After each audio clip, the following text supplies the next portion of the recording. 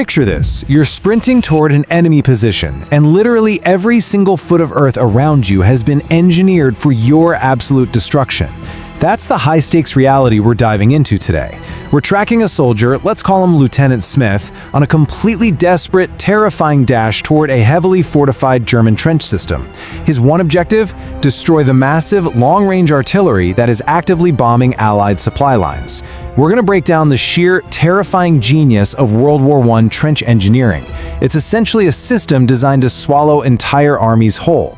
And the stakes here? They couldn't possibly be higher. If he fails, thousands of soldiers will starve. The Germans are bombarding the critical train track linking Paris to the Western Front.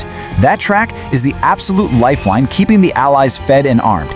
To reach those guns, our guy, Smith, can't just casually run across a field. No, he has to survive a descent through 4 escalating, increasingly deadly layers of architectural engineering. It's literally an underworld built for war. And the deeper he goes, the more fortified and lethal this mission becomes. So, can a single soldier actually survive a gauntlet engineered specifically for mass death? Let's find out. To reach those guns, Smith has to navigate what is basically a map of hell, 4 specific layers. We kick things off at step 1, the front line. Smith violently enters this by jumping into a ditch that's already lined with casualties. From there, he has to push through to the support trench, then down into the reserve trench, and finally he has to breach the operational nerve center, the rear area. Each layer serves a highly specific, brutal purpose. But honestly, just surviving that first step might be the deadliest part of the whole ordeal. 800. That is the staggering capacity of the front line. We're talking 800 soldiers crammed into a single mile. Its primary job is just to absorb and slow down enemy attacks. Now, if you were looking at this trench from above, you wouldn't see a straight line, not at all. You'd see sharp zigzags cut into the earth every 15 feet. Why? Well, think about it. If the trench was perfectly straight, an infiltrating enemy soldier like Smith could just fire his rifle right down the line and cause massive casualties. The zigzag design purposely forces intruders into blind corners, turning the trench into a deadly, unpredictable labyrinth. So this isn't just some muddy ditch we're talking about, it's a meticulously engineered kill zone. Up front, you have an 8-foot deep parapet designed to literally swallow bullets and shrapnel.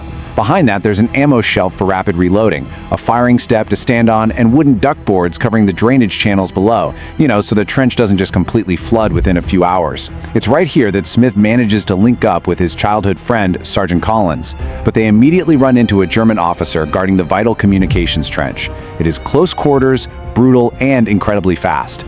But what happens when the real bombardment starts? With a bullet now in his arm and the clock ticking, Smith faces a terrifying reality. What exactly lies 250 feet down that communications trench? He quickly digs into his tunic for a field dressing, which, by the way, soldiers always kept in the exact same pocket so they could find it in the pitch dark.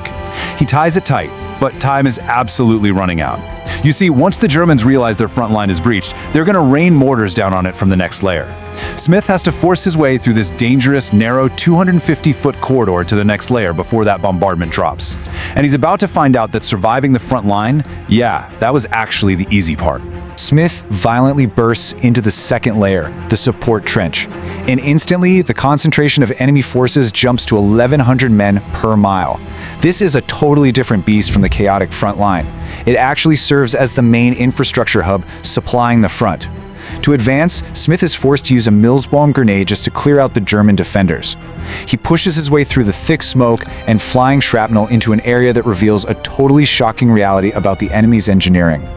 Descending 10 feet below the surface, Smith is just stunned.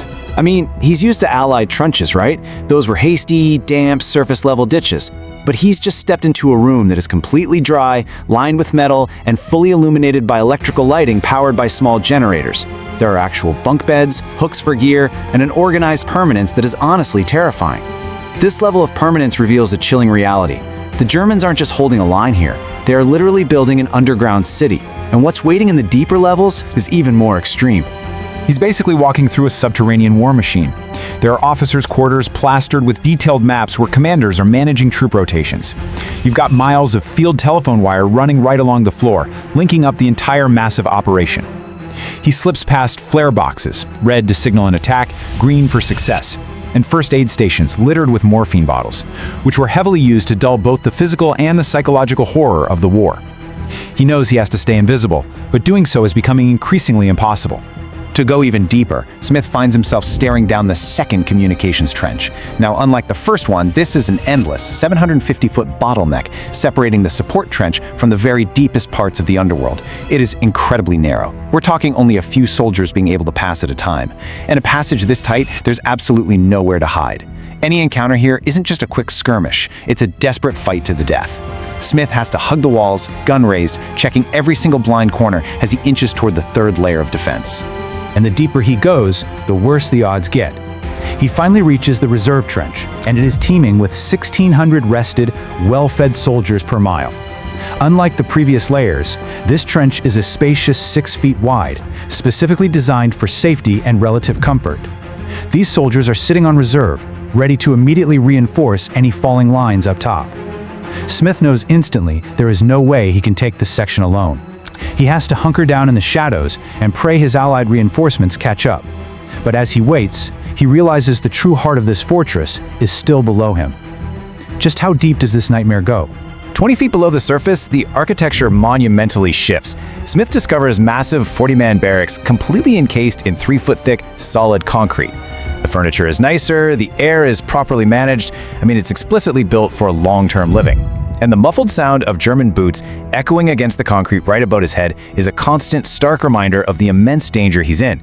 But believe it or not, the true beating heart of this fortress lies even further down in the dark. 30 feet down, that's where you find the reinforced ammunition chamber. It's deeply ventilated and kept meticulously dry on pallets, simply because moisture causes misfires. This intense level of engineering is designed to prevent a direct artillery strike from igniting the stockpile and just blowing the whole trench up from the inside. And at the very deepest point sits the central command post. This is the absolute nerve center. It's packed with switchboards, attack maps, and crucially, runners. These were soldiers whose entire terrifying job was to sprint through the deadly trenches to deliver handwritten orders when those telephone wires inevitably failed. Just as Smith's allied backup finally arrives to push forward, all hell breaks loose. Automatic gunfire erupts, the shock troopers are here. These elite German forces suddenly surround Smith in the corridor. At one point, a bullet literally rips a cigarette tin right out of his hand. It's a chaotic, entirely desperate firefight, and Smith only barely survives by diving out of the way as his friend Sergeant Collins arrives, providing heavy cover fire.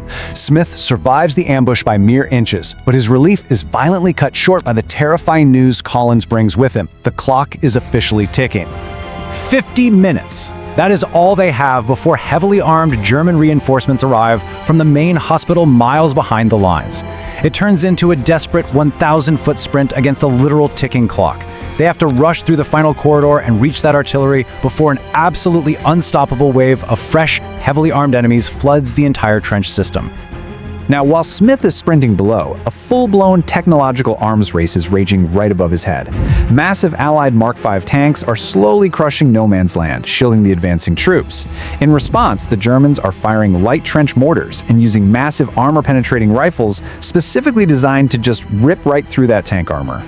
But because the Allied advance today has been so shockingly fast, these German anti-tank crews have actually been forced to abandon their rifles and retreat. However, the fleeing enemy leaves behind a hazard that nobody anticipated. As they move through the devastation tragedy strikes, Smith and Collins are checking the bodies of incapacitated officers, because, by the rules of war, incapacitated officers must receive medical treatment. But as Collins approaches one of them, a hidden Luger is suddenly raised. The seemingly unconscious German officer shoots Collins directly in the abdomen. Smith returns fire instantly, but it's too late. He frantically bandages his oldest friend, but they both know it's fatal. So, when your closest ally falls in the dark, do you retreat, or do you step completely alone into the very backbone of the enemy's war machine? Smith leaves his oldest friend behind because the mission demands it. He finally penetrates the absolute final layer, the rear area. Now, this isn't a fighting line. It's a hidden logistical city. It's the operational backbone and the safest section for the Germans. This is where Trench HQ communicates directly with Berlin, and where trains and trucks deliver all the vital fuel, food, and ammunition. It is an entire logistical hub, completely hidden just behind the absolute madness of the front lines. And hiding just beyond this city is the exact monster Smith came all this way to slay. 3 miles away, hidden deep in the woods under massive camouflage nets to avoid aerial reconnaissance, sits the 45-ton objective. Surviving Allied soldiers from across the trench network start spilling into the woods, desperately racing against those arriving German reinforcements. They completely swarm the area, and the German artillery crews, realizing they are totally surrounded and overrun, finally raise their hands and surrender. As one soldier put it, this wasn't just a gun. It was a chokehold. For months, these massive 45-ton Titans had strangled the rail line from Paris. They delivered hunger, pain, and a critical lack of fresh troops to the Allies. By infiltrating this impossibly complex, deeply engineered underworld and capturing these weapons, Smith and his men literally just lifted the siege, preventing the starvation of the entire Allied front. But it leaves us with one massive, lingering question. We've just journeyed through subterranean command posts, zigzagging kill zones, and 3-foot concrete bunkers. If trenches were engineered to be this permanent, this deeply layered, and this impenetrable, how did the Great War ever actually end? It's an incredible testament to the insane scale of WW1 engineering, but also to the desperate, terrifying human endurance required to finally break it. Thank you so much for joining me for this explainer. I really hope it sparked your curiosity to dig even deeper into this incredible piece of history.